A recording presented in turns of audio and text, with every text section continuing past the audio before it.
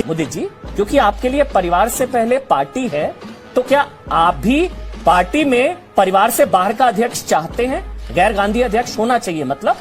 देखिए ये ना अमन जी, अगर अपनी कमेंट्री अपने पास रखा कीजिए, सवाल पूछा कीजिए और मोटिवेटेड सवाल तो बिल्कुल मत पूछा कीजिए। आपको क्या पता मैं क्या बोलने वाला हूँ? सवाल जरा 2 मिनट शांति रखिए। जी बोलिए। देखिए, पार्टी में वर्कर सर्वोपरि होता है। देश की 150 साल पुरानी पार्टी कांग्रेस को अगर आज उसके नेता छोड़कर जा रहे हैं या कांग्रेस का एक तरीके से बंटाधार होता जा रहा है, तो क्या सिर्फ और सिर्फ इसके लिए राहुल गांधी जिम्मेदार है? क्या कांग्रेस में सिर्फ परिवार ही बचेगा? उदित अग्रवाल जी, सीधा सा सवाल है, मतलब कि जितने भी लोग लोकतांत्रिक व्यवस्था में भरोसा रखते हैं उनके लिए पार्टी बड़ी है, परिवार नहीं है। सीधा सवाल पूछ रहा हूं आपसे, पार्टी बड़ी या परिवार? कि पार्टी बड़ी है, हमेशा पार्टी बड़ी है, और पार्टी के जो वर्कर चाहते हैं, पार्टी के तो गैर गांधी अध्यक्ष होना चाहिए। आप अगर मेरे को टोकेंगे नहीं तभी मैं बोल पाऊंगा। आप बोलने दीजिए ना, या आपको खुद ही अपनी आवाज पसंद है तो खुद ही बोल लीजिए, मैं चुप हो जाता हूँ। एक चीज डिसाइड कर लीजिए क्या करना है। मोदी जी, क्योंकि आपके लिए परिवार से पहले पार्टी है, तो क्या आप भी पार्टी में परिवार से बाहर का अध्यक्ष चाहते हैं? गैर गांधी अध्यक्ष होना चाहिए मतलब? देखिए ये ना अमन जी, अगर अपनी कमेंट्री अपने पास रखा कीजिए, सवाल पूछा कीजिए और मोटिवेटेड सवाल तो बिल्कुल मत पूछा कीजिए। आपको क्या पता मैं क्या बोलने वाला हूँ? सवाल जरा 2 मिनट शांति रखिए। जी बोलिए। देखिए, पार्टी में वर्कर सर्वोपरि होता है और लीडर पार्टी का वो होता है जो कांग्रेस के वर्कर चाहेंगे। जो आप चाहोगे वो नहीं होगा, जो कांग्रेस के वर्कर चाहेंगे वो होगा। आप कहीं भी कांग्रेस के वर्कर के पास चले जाइए, मैं लीडर्स की बात ही नहीं कर रहा, ना मैं उदित अग्रवाल की बात कर रहा, ना मैं अदिति जी की बात कर रहा, ना मैं धीरज गुर्जर जी की बात कर रहा, मैं कर रहा हूं कांग्रेस के वर्कर्स की बात। 99.99% हिंदुस्तान में कांग्रेस के जो वर्कर्स हैं वो गांधी को अपना लीडर चाहते हैं।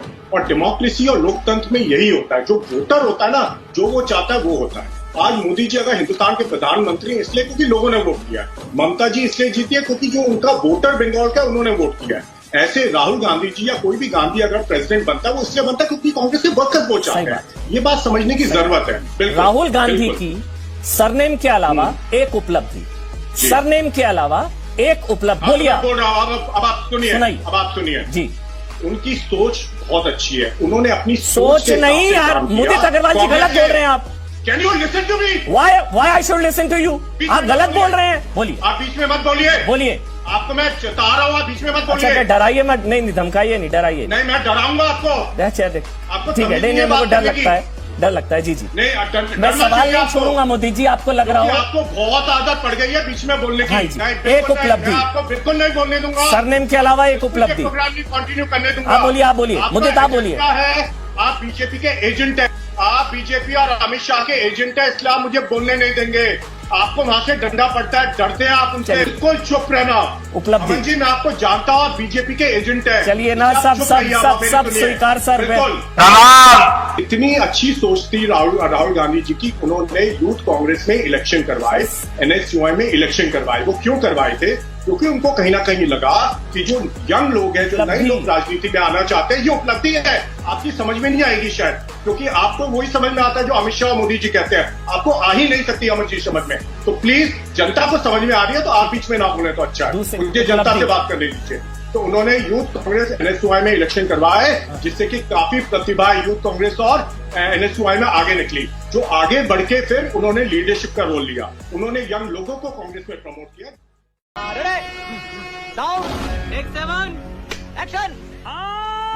सीधी जी, ये डर किस चीज का? राम भक्त कल्याण सिंह से क्यों डरे? ये कट्टरपंथी, दिक्कत क्या है, प्रॉब्लम क्या है?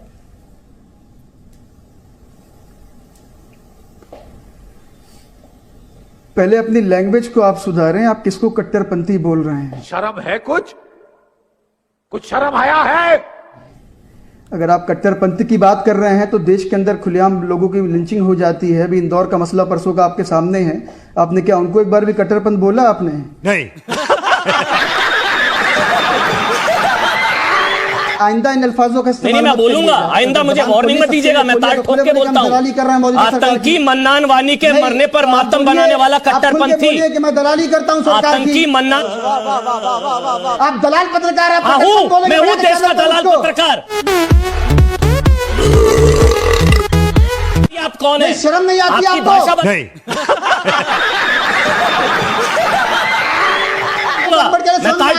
मानूंगा। दलाल हो आप। कल्याण सिंह नहीं, मौजूदा उत्तर प्रदेश के सरकार पूर्व दलाल मुख्यमंत्री पत्रकार हो आप। सम्मानित आप एक नंबर राज्यपाल के भोले रहे। हो। पहला सवाल वही जो हमारा हैशटैग है इंडिया का डीएनए, क्या कहता है सर इंडिया का डीएनए आपके हिसाब से? इंडिया का डीएनए कहते हैं कि हम सब एक हैं।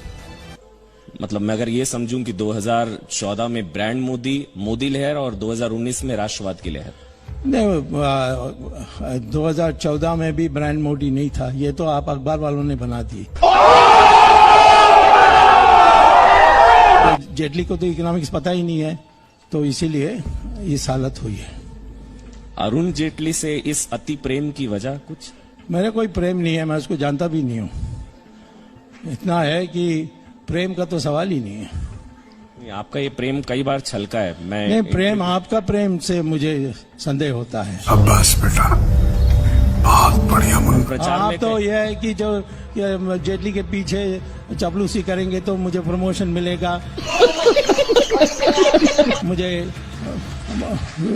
टेलीविजन में अच्छा काम मिलेगा, नहीं मिलेगा तो निकाल देगा, ये डर है आप लोगों के दिमाग में।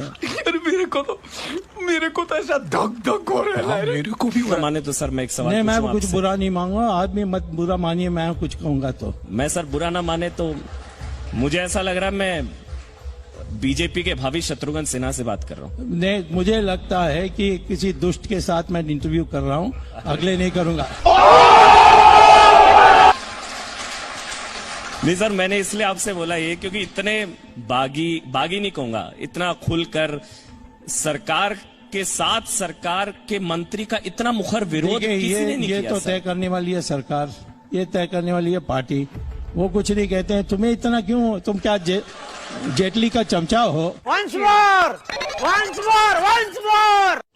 मोदी सरकार का प्रचार, लेकिन सुब्रमण्यम स्वामी नहीं है चौकीदार। मैं चौकीदार नहीं हो सकता। चौकीदार का काम है कि किसी को चोरी करने से रोकना। और मैंने कहा कि ब्राह्मण होता है ज्ञानी और त्यागी, कोई जन्म से ब्राह्मण कोई नहीं होता हमारे देश में, होना भी नहीं चाहिए। कृष्ण भगवान ने इसको स्पष्ट कर दिया गीता में। पता नहीं अब गीता पढ़ते हैं कि नहीं।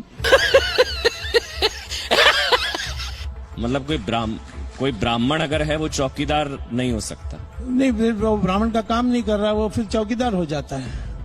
दोनों नहीं हो सकते हैं। ये मेरे को पता है, ये कंट्रोवर्सी, ये जातिवादी टिप्पणी नहीं है कि कोई ब्राह्मण चौकीदार दोबारा नहीं शुरू हो कर दिया। सकता। अभी मैंने तुम्हें एक्सप्लेन किया था, दोबारा एक्सप्लेन कर रहा हूँ। जन्म से नहीं होता है। ये जो जाति चल रही है वो तो जाति और वर्ण में फर्क है, वो भी नहीं आप जानते हैं। यही प्रॉब्लम है। ये आपका पश्चिमीकरण बहुत हो गया है, थोड़ा भारतीयकरण करो अपने का।